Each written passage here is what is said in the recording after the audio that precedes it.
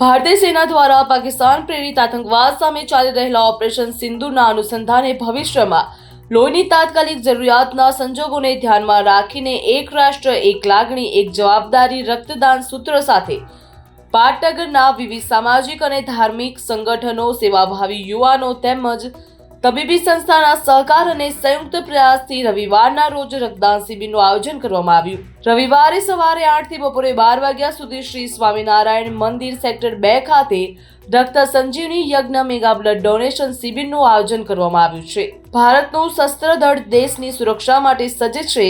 હાલમાં ચાલી રહેલા ઓપરેશન સિંદૂર હેઠળ ભારતીય સૈન્ય આતંકવાદ વિરુદ્ધ કાર્યવાહી વધુ તેજ બનાવી આવા સમયે લોહીની ઉપલબ્ધતા મહત્વની બની રહેશે, કારણ કે સીમા ઉપર સંઘર્ષના સમયે ઘાયલ જવાનો અને અન્ય જરૂરિયાતમંદ દર્દીઓ માટે તરત જ લોહી મળી રહે તે જરૂરી છે।